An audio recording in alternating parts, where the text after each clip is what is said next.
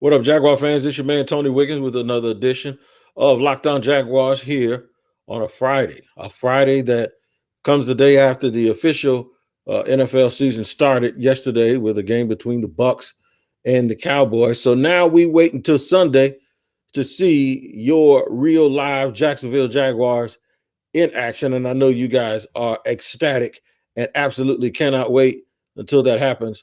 I know that I can't. We got an episode for you here on Locked On Jaguars. I want you guys to stand by and get ready for the show before the actual show. And we'll get to that here today on Locked On Jaguars. We got a good one for you, man. And I know you guys are going to absolutely enjoy it because that's what we do here, because it's your team every day. Stand by. You are Locked On Jags, your daily Jacksonville Jaguars podcast. Part of the Locked On Podcast Network. Your team every day.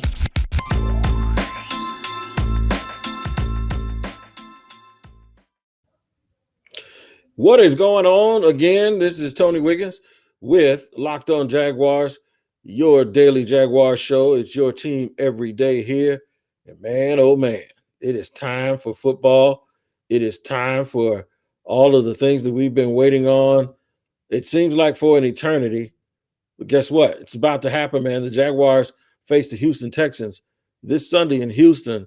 We got a whole gang of people that's on the road and in the airports and going up to make their way to Houston to get it in, man. And I know you guys are absolutely going to really, really enjoy that. You know, the season kicked off last night, of course, with a barn burner between the Cowboys and the Tampa Bay Bucks. The Cowboys and the Bucks. And the game obviously ended like basically with a walk-off field goal. So we hope to have that kind of excitement, but maybe not have to sit on the edge of our couch that much. It's not too late for you to listen to the Ultimate Season Preview 2021 for previews of every team and every division from our local experts and Odyssey's NFL experts. Search Ultimate Season Preview 2021 today on the Odyssey app or wherever you get podcasts. Now, I got a good show for you today.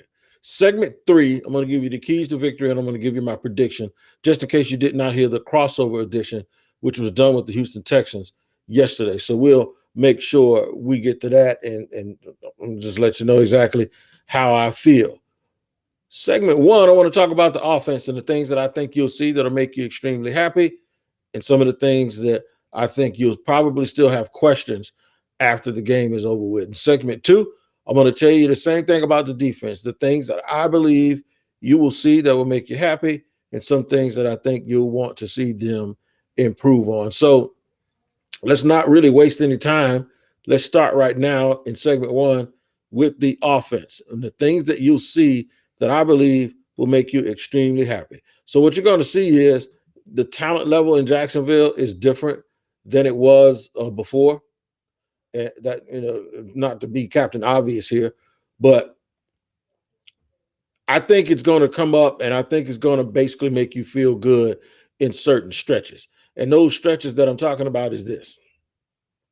In the past, there was something I saw in the preseason. In the past, if the Jaguars got a bad down and distance situation on first down, you pretty much knew, unless they got a penalty on the defense, that it was going to end up being a punt.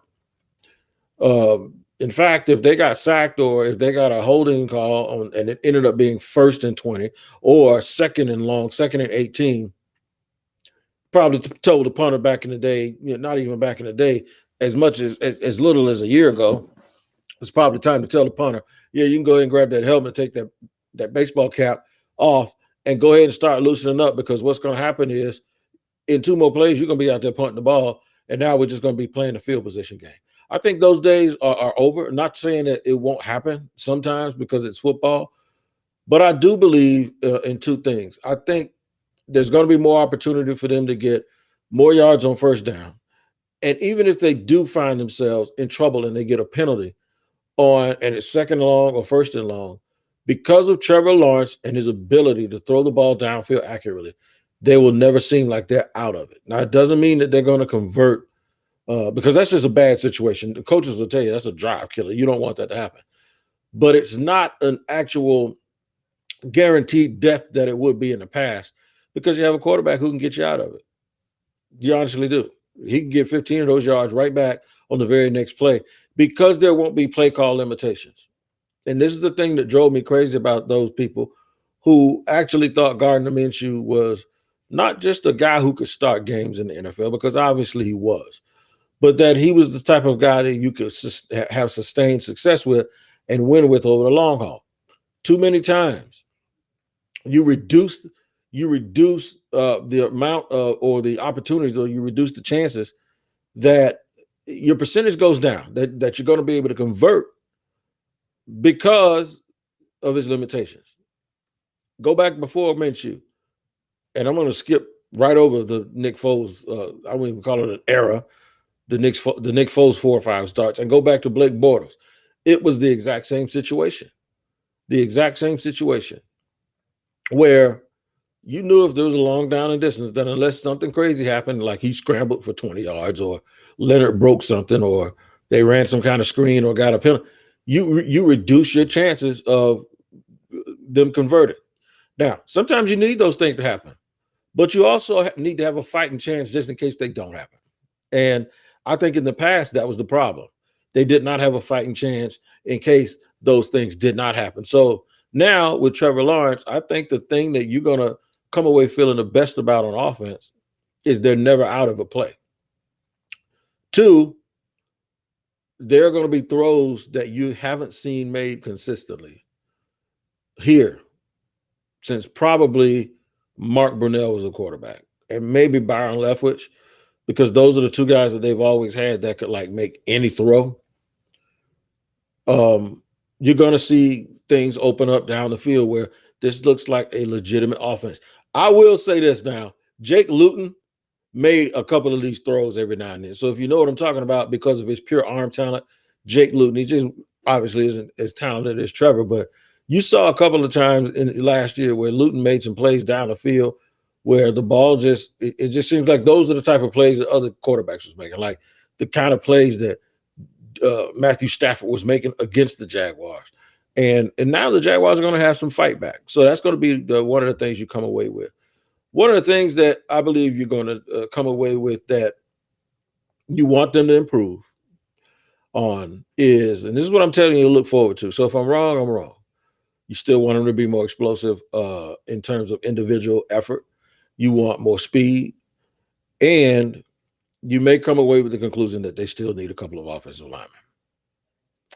But overall, you can't fix everything in 1 year.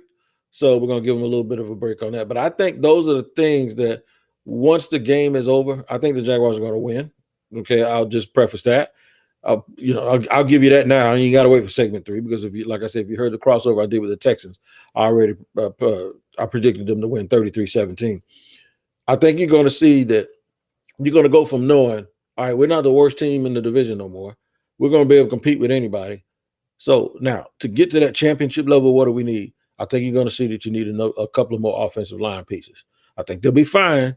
I just don't think fine is good enough when you're trying to get to the top of the conference and the division. All right, so we're going to go over the defense here in segment 2 because that's what we do. And we're going to get to it in just a second here. On a Friday edition, it's the game week. It's game weekend, man. It is absolutely game weekend, and you guys can be very, very happy about that. So, yeah, we're going to discuss that in segment 2 here on Locked On Jaguars on Friday in just a second. After I tell you about betonline.ag. It's that time of year, and all eyes are now turning to football as teams are back on the gridiron to start the football season. As always, BetOnline is your number one spot for all of the pro and college football action this season. Get all the updated odds, props, contests, including online's biggest $500,000 NFL contest and the world's largest $200,000 NFL Survivor contest up now and open now at BetOnline. Head to the website to use your mobile device and sign up today to receive your 100% welcome bonus. Be sure to take advantage of their opening day. This is the opening day. Well, this was last night, the opening day. I hope you guys took advantage of it. Let me tell you what happens. If you bet last night on the game and used the promo code that they gave you, you got refunded up to $25, even if you lost. And you didn't find out you lost until you had to stay up because you didn't find out you lost until 2 seconds left in the game. All right, but Bet Online is the fastest and easiest way to bet on all of your favorite sports, from football, basketball, boxing, right down to your favorite Vegas casino games.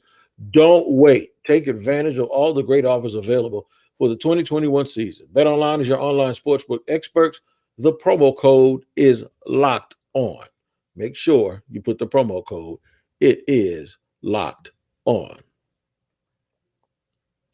All right, man, we're going to roll along here on a super Friday. And the reason why it's a super Friday is because we are finally at game week. We are finally at NFL game week. And the season's going to open. Urban Meyer is going to coach his first game. Trevor Lawrence is going to quarterback and play in his first game. Joe Cullen's going to call his first game in the NFL as a defensive coordinator. That's what I'm looking forward to. I want to see if he's able to play the way that Urban says, like, quote unquote, we want to play like Baltimore.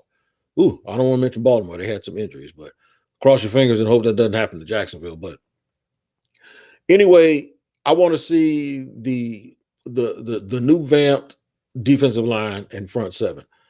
They spent a lot of money on the defensive line and they spent a lot of money on the secondary. And they used a lot of resources. And Urban Meyer says the first thing that he wants to see when he watches a football team is how good is their defensive line. I'll take his word for that. I'm not going to debate whether that's not what he really sees, but his word is at face value. He says he looks out for the defensive line. So therefore, I want to make sure that we say what he said. And he says he wants the defensive line to be one of the top 25 or in the top quarter. So that would be 8 defensive lines in the National Football League. The additions of Roy Robertson-Harris and Malcolm Brown to go along with Devon Hamilton. That's the beginning. The drafting of I believe it's Tufele out of Southern Cal. And then the continued development of some guys that were already on the roster. We'll let you know right away because Houston's going to test them. I don't suspect that Houston's going to come out and let Tyrod, as it's called, not Tyrod, Tyrod Taylor, gun the ball around the way you saw Dak Prescott and Tom Brady do it last night. I think they're going to try to run it, and I think they're going to try to get behind their offensive line and play bully ball. And so that means the Jaguars will be tested early. The Jaguars will probably also be tested by Tyrod Taylor's mobility and setting the edge and staying sound and not over pursuing and having gap control and holding the gap once you make penetration so that Tyrod Taylor doesn't have these running lanes. That would drive you absolutely crazy if a guy has these running lanes where he can extend drives and get, if it's 3rd and 5 and he gets 5.5 yards. And the Jags are going to play a lot of man-to-man because this is who they are. They're in your face, use our length and athleticism on the outside man-to-man. The danger in playing man-to-man is this.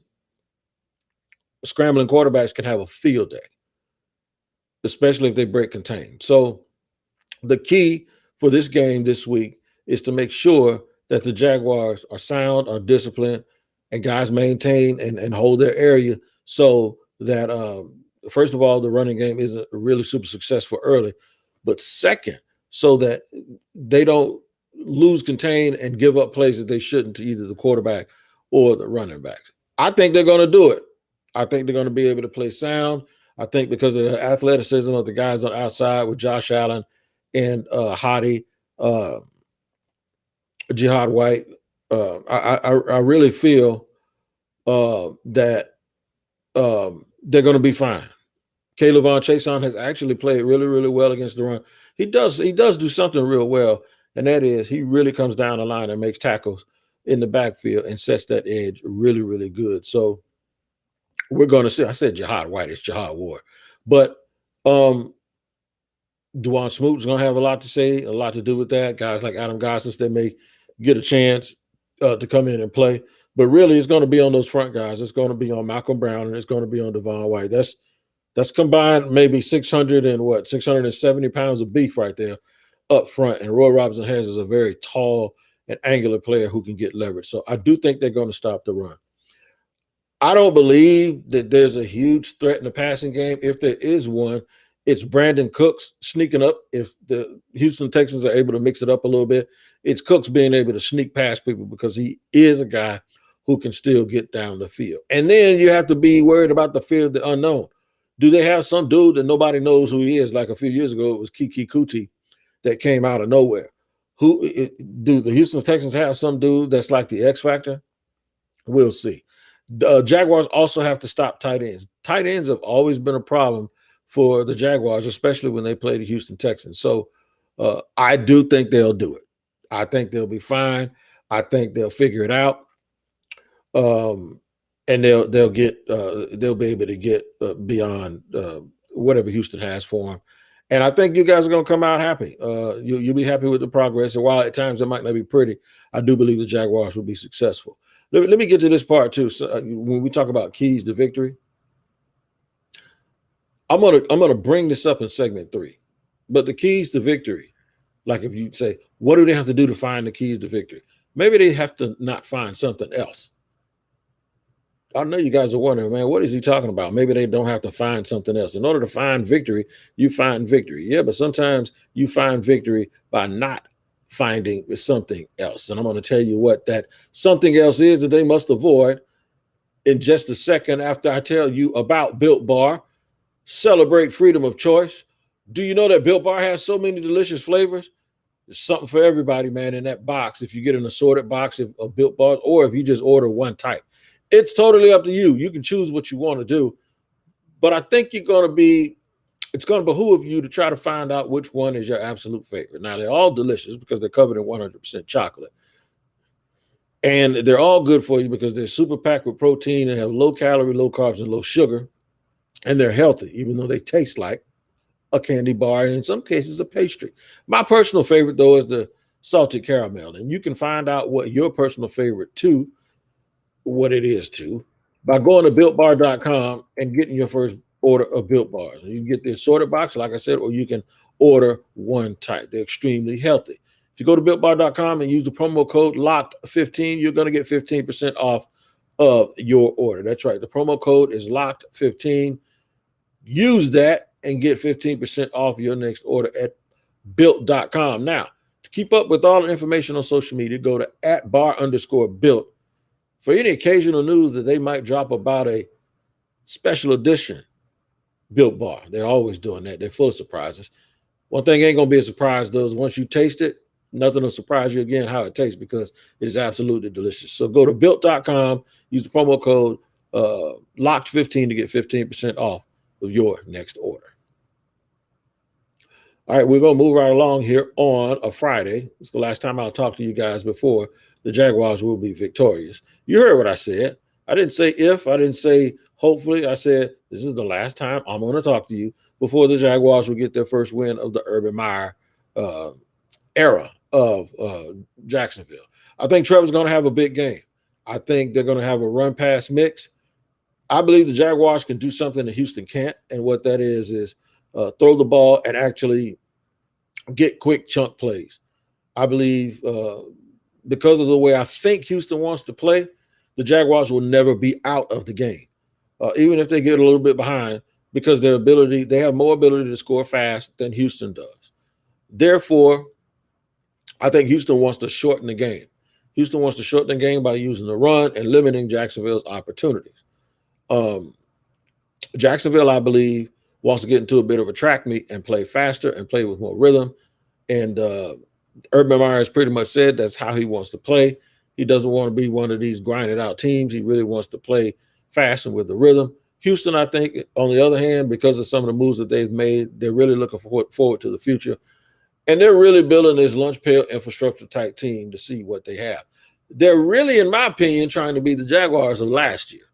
So what did the Jaguars of last year do? They shocked Indy in the first game and almost shocked Tennessee. The Jaguars can't allow themselves to fall trap into that. How do they avoid it? First of all, the keys to finding victory is making sure you don't find the keys to losing. And let's talk about the things that makes teams lose. Fumbling the football, tip passes that turned into interceptions, doing either of those things on your side of the field, which creates short scoring opportunities, not being able to get the other team off the field on third down, like a scrambling quarterback, or a dump off to a tight end where there's a missed tackle and the guy gets an extra 2 yards. Special teams play. No muffed punts to create a short field. No missed field goals when you have your opportunity. No roughing the pass, no roughing the punter when the other team has 4th and 12 and you rough the punter because you're super aggressive and they keep possession of the ball. Those little things are, when you do them in a nip and tuck game, they add up to big things. And what could happen is it could cause you to get on the plane feeling like you were the better team, but still have a W in the loss column. So they need to, first of all, avoid those catastrophic things. How can you do that? Attention to detail, right? Know who you are when you get off the plane. Understand what the mission is. Take every little thing to be something that's important. Do not look at it like this is a long season. You can learn those lessons on Sunday night and Monday when you reflect and go to your meetings Tuesday and you're in the trainer's office getting iced up. That's when you become reflective. You need to be reactive on Sunday. Sunday needs to seem like you only get a chance to do this 17 times. You work hard all your life to do this 17 times, and this is one of them. Do not blow this opportunity because you just assume you got 16 more. This one game can be extremely important, and the way you build a good season is to build one game out of 4 quarters, and even those quarters are individual, and you can get it to it. You say, well, we got to play good in the half. Well, after you play good in the half, you got to play good in the quarter. And after you play good in the quarter, before you play good in the quarter, you got to play each possession that builds that quarter. And each possession, that means each play during that possession matters. So you go each play, each possession, each quarter, each half, then the game. That's how you have to look at it. That's the only macro view you need of the game. It's about a 3.5 hour window. Get focused, get ready to play. Don't lose to a team that doesn't match you personnel-wise. I got them winning 33-17. I got them making everybody happy, and some of the things you'll come away with is we're not quite there yet, but at least we ain't there, which is where you used to be, which is at the bottom of the cellar in the AFC South and really AFC as a whole, and probably the NFL. Let's trade places. Let's be like Dan Aykroyd and Eddie Murphy and trade places and see how it feels. Let Houston be the worst team in the league, not you. And then come next week, let's prove that we not only are we not the sellers, but we're not in the cellar anymore. We're also now ready to take somebody else's lunch money. We're going to do this week after week after week. So let's start first with this game on Sunday in Houston. I think the Jaguars will be successful. I got to remind you guys, man, to make sure that you check out the Locked On Bets podcast, the Locked On Bets podcast with your boy Q and Lee Sterling. Before you make your bet, man, ain't nothing wrong with listening to get some advice, because Lee Sterling, he's dropped some gems, and I'm telling you, he's helped me win a lot of money, and he can help you do the same thing. Shout out to Peacock and Williams of the Peacock and Williams podcast. Make sure you guys tune into that podcast. And then Locked On Fantasy Football, before you have your lineup set. I hope you didn't do what a lot of people did last night. I hope you didn't have Antonio Brown on the bench.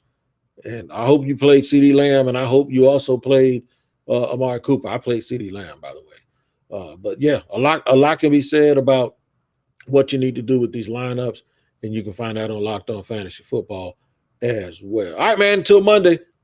Hopefully what we have Sunday night is we have an immediate reaction of victory for the Jaguars. So the fans of this team, the guys that have really been by the team and stuck by this team for so many years while the team was not good, hopefully we can say this is for you, and we can tip a little. I don't know what you're drinking, but whether it's wine, champagne, scotch, whatever, but we can do a little toast, hopefully, on Victory Monday here on Locked On Jaguars. Until then, take care of each other, and we'll see you next time here on Locked On Jaguars.